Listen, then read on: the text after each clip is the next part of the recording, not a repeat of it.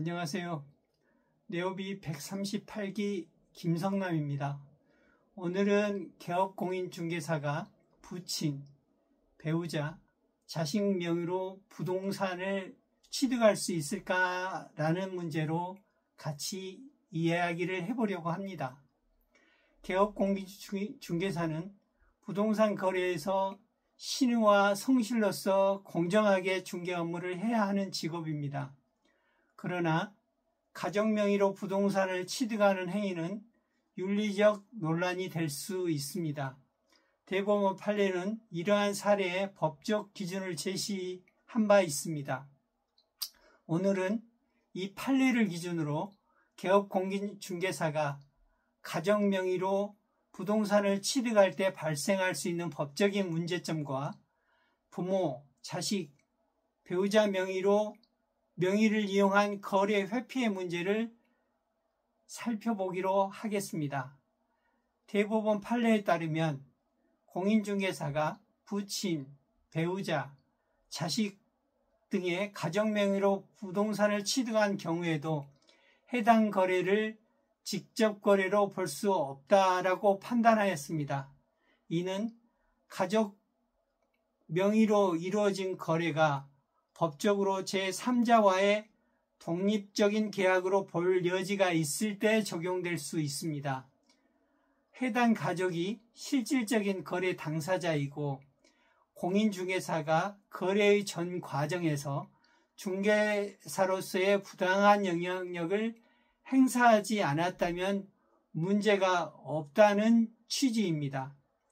두 번째, 직접 거래 회피 목적과 법적 쟁점에 대해서 알아보기로 하겠습니다. 공인중개사법 제33조 6항에는 중개의뢰인과 직접 거래하거나 거래 당사자가 거래 쌍방을 대리하는 행위는 금지 행위로 규정하고 있습니다. 직접 거래는 개업공인중개사 등이 자신에게 의뢰한 중개대상물을 직접 취득하거나 자기 소유의 부동산을 직접 매도하는 것을 의미합니다. 직접 거래에서의 중개 의뢰인에는 중개 대상물의 소유자뿐만 아니라 중개 대상물 소유자의 대리인이나 그 거래에 관하여 사무의 처리를 위임받은 수임인들도 포함이 됩니다. 직접 거래는 금지하므로 다른 공인중개사를 통한 간접 거래는 가능하다고 할 수 있겠습니다.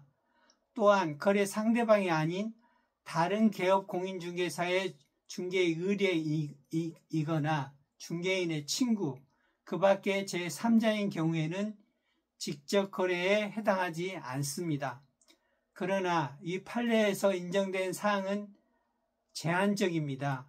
공인중개사가 가족 명의로 본인의 직접 거래를 회피하려는 의도가 있었다면 이는 별개의 문제로 간주가 됩니다.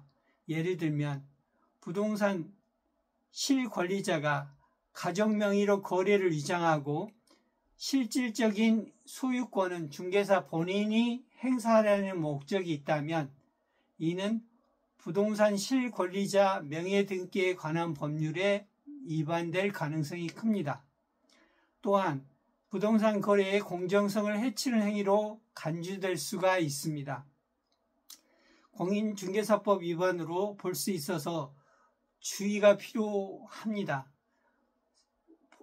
세 번째, 공인중개사의 윤리적 책임과 행정적 제재입니다. 공인중개사는 부동산 시장에서 높은 윤리적 기준을 요구합니다.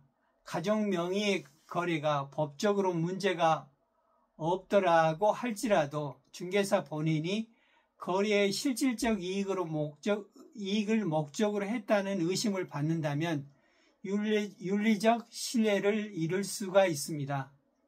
이는 개업공인중개사의 업무 정지나 개설 등록 취소와 같은 행정처분 그리고 행정형벌로 연결될 수 있습니다.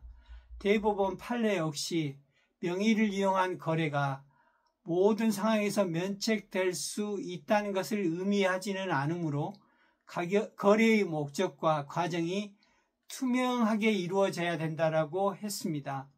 매진말입니다. 대법원 판례에 따르면 개업 공인중개사가 부친, 배우자, 자식 명의로 부동산을 취득한 행위는 원칙적으로 법적인 문제가 되지 않을 수 있습니다. 그러나 이는 해당 거래가 명확히 가족적인 독립적인 의사와 경제적 판단에 의해 이루어진 경우에만 해당됩니다.